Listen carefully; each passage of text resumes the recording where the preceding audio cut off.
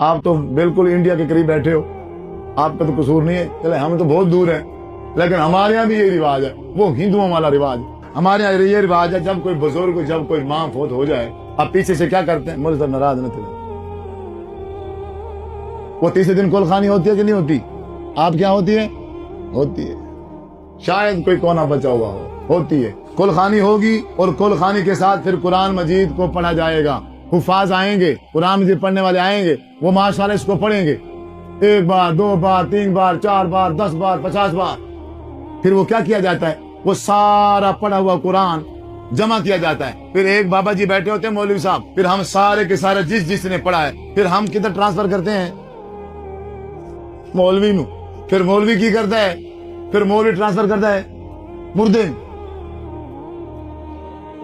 میرے چاچا جی فوت ہو گئے، میرے چاچا جی فوت ہو گئے، تیسرا دن تھا، کل خوانی تھی، میں وہاں سے گزر رہا تھا اور مجھے بلا لیا۔ مولویوں کو پتا تھا کہ یہ ختم نہیں پڑے گا، یہ چلا جائے گا، ہم اسے کہیں گے بیٹھ پڑھ، اور یہ کہے گا میں نہیں پڑھتا، اور ہم کہہ دیں گے، فتویٰ لگا دیں گے یہ قرآن کا منکر ہے۔ آ رہی تم بات؟ تو میں چال سمجھ گیا، انہوں نے کہا جی آؤ جی حافظ صاحب، قاری صاحب آؤ، یہ لو پارا لو قرآن مجید پڑھو۔ میں نے جی دو، میں نے پارا لے لیا، میں بیٹھ گیا، میں قرآن ہی پڑھنا ہے اور کیا ہے۔ میں پڑھتا رہا، میرا تو خیر پارا مکمل نہیں ہوا، لیکن ادھر سے قرآن مجید مکمل ہو گیا۔ بس آواز آ گئی، جس نے جتنے پارے پڑھے ہیں وہ سارے کے سارے بابا جی کو بخشیں بخشیں بخشیں۔ ایسے یہاں سے سلسلہ شروع ہو گیا، بھائی صاحب نے بخش دیا، پھر بھائی نے بخشا، ایک کراتے بات مجھ تک آ گئی، لو جی اب آپ کی باری ہے جی۔ میں نے کہا جی میں نے جتنا پڑھا ہے، پارا مکمل تو نہیں ہے، میں نے جتنا پارا پڑھا ہے، میں اس کا ثواب، پڑھنے کا جو ثواب ہے، میں وہ سارا ثواب بابا جی کے مل کر کرتا ہوں، اور میں نے آج تک جان بوجھ کر یا انجانے میں جتنے گناہ کیے ہیں وہ سارے کے سارے میں بابا جی کے مل کر اپنے مگرو لا کے تو میں بابا جی سے ٹوٹے، بابا جی ناراض ہو گئے، یہ کیا مذاق ہے؟ میں نے کہا مذاق وہی ہے جو آپ نے شروع کی ہے، لیکن یہ اس کا دوسرا حصہ ہے۔ جس ٹیکنالوجی کے ذریعے سے تو ہم سے اجر اور ثواب اپنے ملک کروا رہا ہے، اب بھی وہی ٹیکنالوجی یوز کرو، ہم اپنے سارے کے سارے گناہ بھی تمہارے ہاں ٹرانسفر کریں گے۔ اگر ایسا ہوتا کہ جس بندے کے ساتھ دشمنی ہے وہ کیا کرتا؟ اس کے مرنے کے بعد، کیونکہ وہ زور آور ہے، طاقتور ہے، امیر ہے، زندگی میں تو بدلہ لے نہیں سکتا، مرنے کے بعد جیسے اس کو قبر میں دفنا دیا جاتا، وہ علاقے کے سارے نشے اکٹھے کر کے اس کے قبر پہ لے جاتا اور کہتا تم نے آج تک جتنے گناہ کیے ہیں سارے کے سارے اس کے مل کر، تاکہ اسے پتہ چلے کہ میرے ساتھ دشمنی کیسے لیتے ہیں۔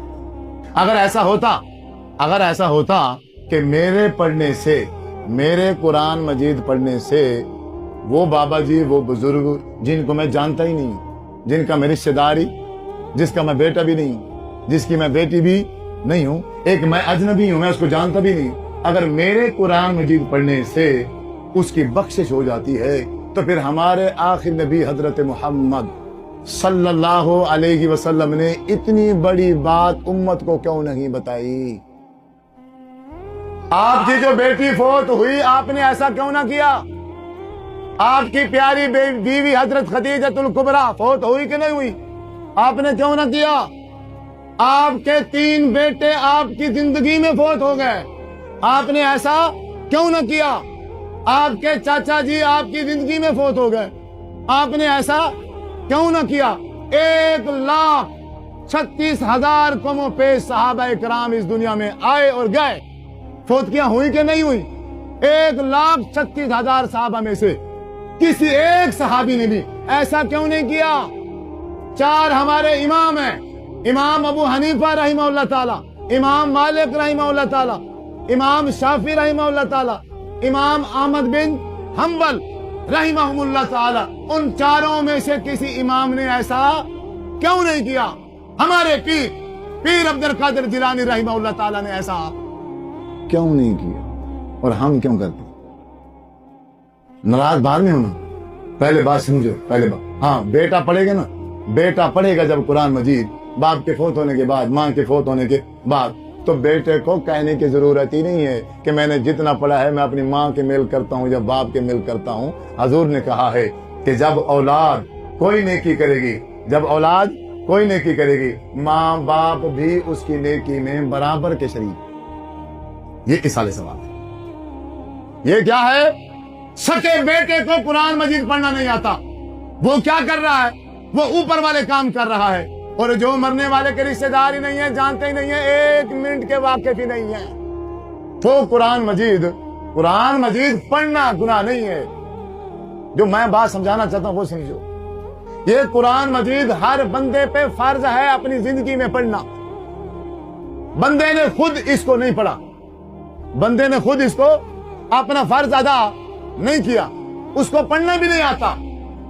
اب اس کے پیچھے اس کی کل خانے میں 50,000 قرآنوں کا ثواب مل کیا جا رہا ہے، جبکہ میں حافظ ہوں قرآن مجید کا. میں اپنی ساری زندگی لگا کر بھی قرآن مجید کو 50,000 بار نہیں پڑھ سکتا. تو یہ کیسی ناانصافی ہے؟ ایک بندے نے قرآن مجید کا ایک لفظ ہی نہیں سیکھا، وہ 50,000 قرآنوں کا ثواب لے گیا. اور جس نے مار کھائی، ساری زندگی وقت نکال کے ٹائم نکال کے پڑھتا رہا، وہ اس سے محروم ہو گیا. اللہ کے ہاں یہ کوئی قانون نہیں ہے، اللہ تعالیٰ کے ہاں یہ کوئی قاعدہ اور رسول.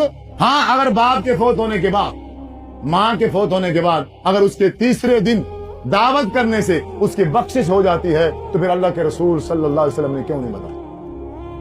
آپ نے کیوں نہیں بتایا؟ آپ نے کیا کیوں نہیں ہے؟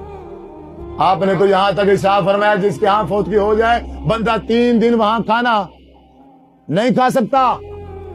علاقے والوں کا حق بنتا ہے، پڑوسیوں اور ہمسائیوں کا حق ہے، وہ سارے مل کے 3 دن وہ دکھ میں ہے، وہ درد میں ہے، وہ تکلیف میں ہے، وہ پریشانی میں ہے، تم سارے مل کے ان کو کھانا دو، پریشانی میں ان کو سپورٹ کرو. لیکن ہمارے یہاں کیا ہوتا ہے؟ سارا وسیب اور سارا علاقہ اٹھ کے ان کے آ کے گھر میں بیٹھ جاتا ہے. لو جی کھواؤ، تمہارا پیو نہیں مر گیا، پھر آ جاؤ، پھر تھوڑے پیو نے بچ